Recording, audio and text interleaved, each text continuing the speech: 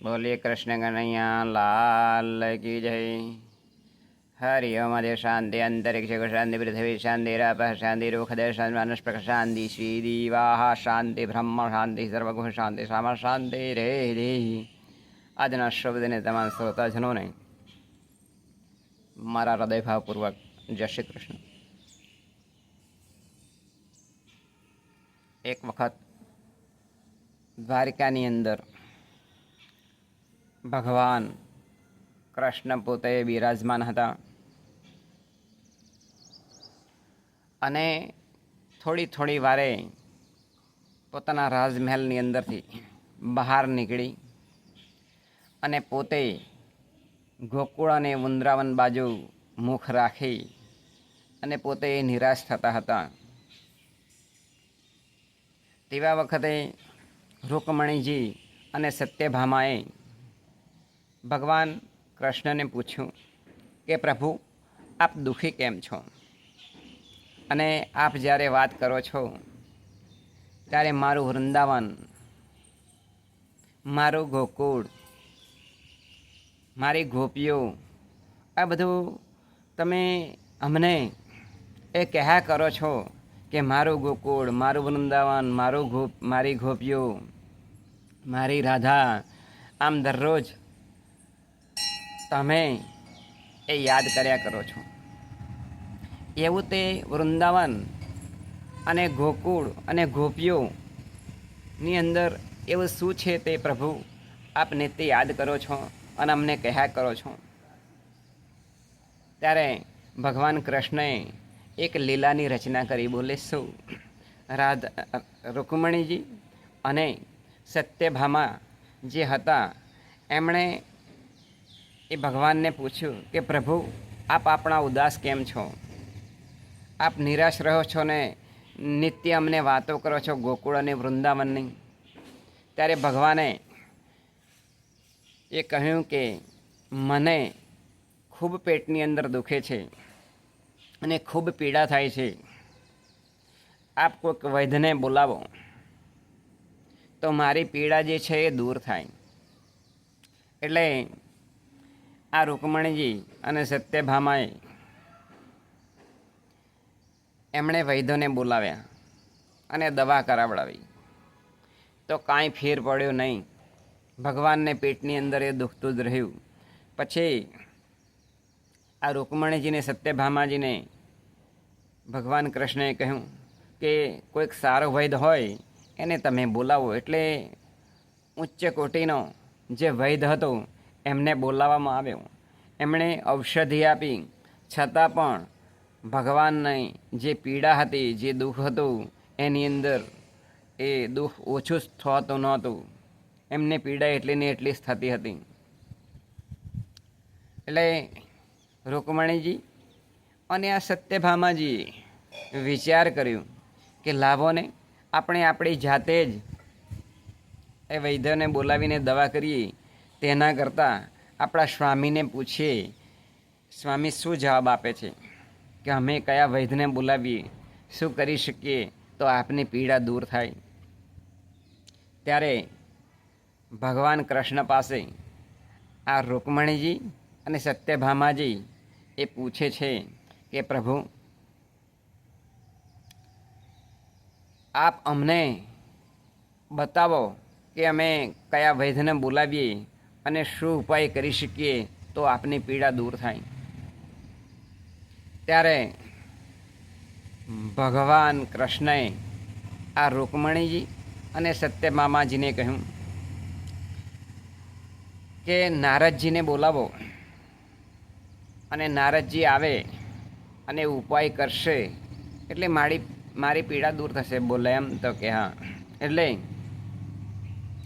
આ સત્યભામા અને રૂકમણીજી નારદજીને આમંત્રણ આપ્યું। નારદજી એમના ઘરે આવે છે, સ્વાગત કરે છે નારદજીનું। અને પછી નારદજીને આ સત્યભામા અને આ રૂકમણીજી એ પૂછે છે કે આપ ઉપાય બતાવો કે જેથી અમારા સ્વામીનું દુઃખ એ દૂર થાય। અમારા સ્વામી ઘણા સમયથી એમને પીડા થાય છે, એમને પેટની અંદર દુખે છે।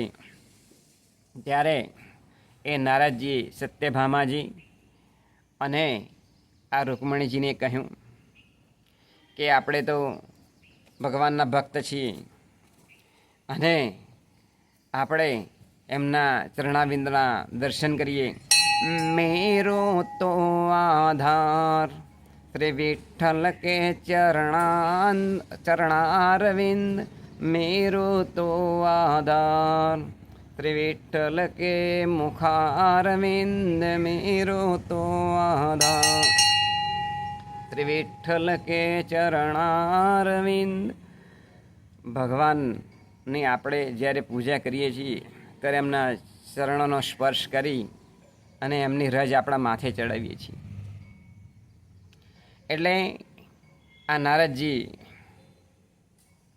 ભગવાનને પૂછ્યું કે પ્રભુ આપ ઉપાય બતાવો.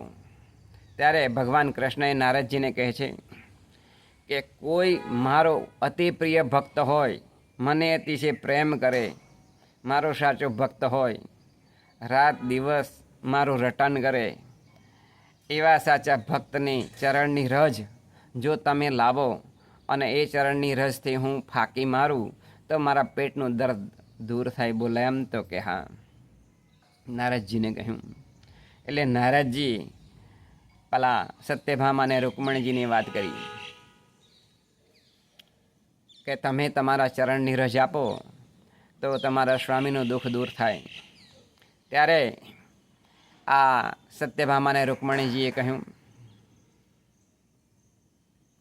કે આ વાત તો અશક્ય છે, કારણ કે જો અમારા સ્વામીને અમારા ચરણની રજ આપીએ તો અમારે નરકની અંદર જવું પડે, અમે ખૂબ દુઃખી થઈએ, અમે ખૂબ પીડા ભોગવીએ. કારણ કે પતિ એ તો પરમેશ્વર કહેવાય, ભગવાનનું સ્વરૂપ કહેવાય, એમની તો અમારે સેવા કરવી જોઈએ. માટે અમે અમારા ચરણની રજ એ અમારા સ્વામી માટે આપી શકીએ નહીં.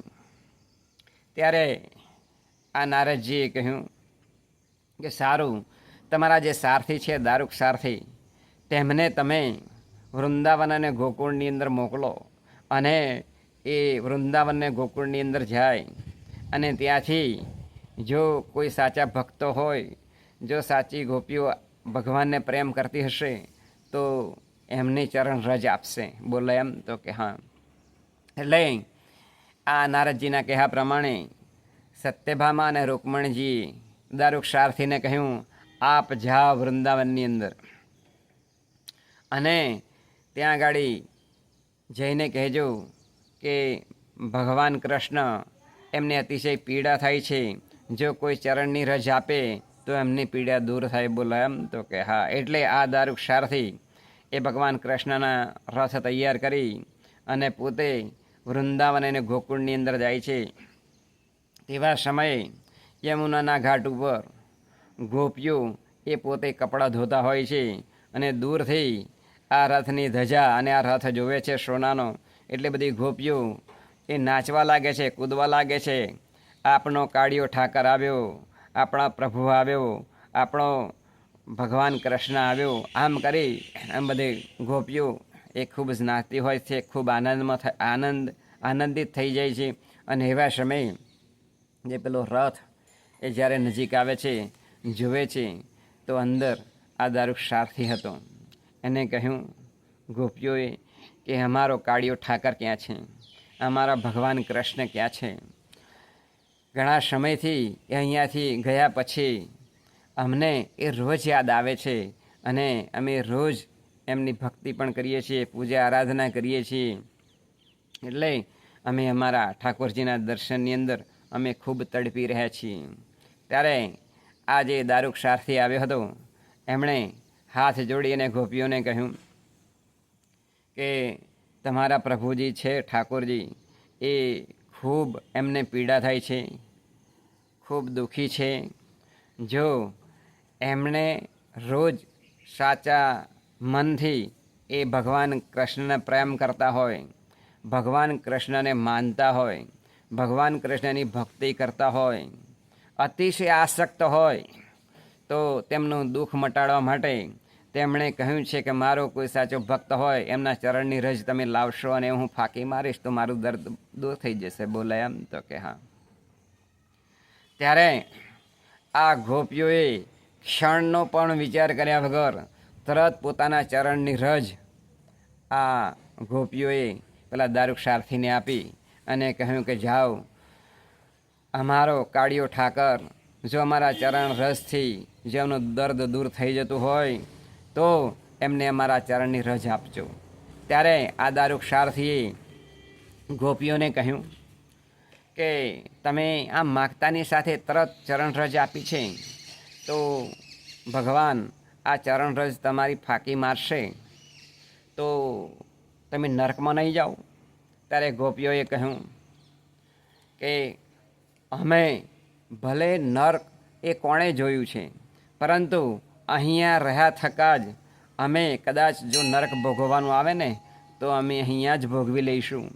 અને કદાચ એ અમારા પ્રાણ માગશે ને તો અમે પ્રાણ ત્યાગવા માટે પણ તૈયાર છીએ. અમે અતિશય આસક્ત એ ભગવાનના નામની અંદર છીએ, ભગવાનને અતિશય પ્રેમ કરીએ છીએ. માટે તમે જલ્દી જાઓ અને એમનું દુઃખ દૂર થાય તે માટે પ્રયત્ન કરો. આમ ગોપીઓએ કહ્યું. ત્યારે આ દારૂક સારથી એ પોતે એ નવાઈ પામ્યું કે અરે રે સાચા ભક્ત તો આ જ છે ગોપીઓ કે ભગવાનને હજુ ભૂલી નથી અને સતત ભગવાનની આરાધના કરે છે, પૂજા કરે છે, આસક્ત છે. એટલે આ જે દારૂક સારથી હતો એ પોતે દ્વારકાની અંદર જાય છે અને ભગવાન કૃષ્ણને ચરણ રજ આપે છે.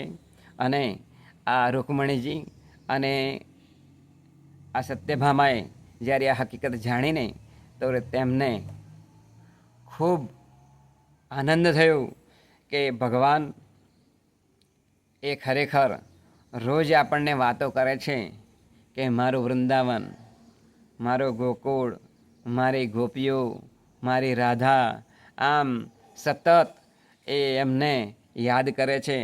માટે એમને જે સાચા ભક્ત અને સાચી આસક્ત હોય તો એ ગોપીઓ છે.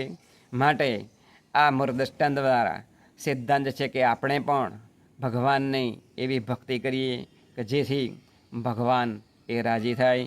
એ જ આજના શુભ દિન કૃષ્ણ કનૈયા લાલ કી જય.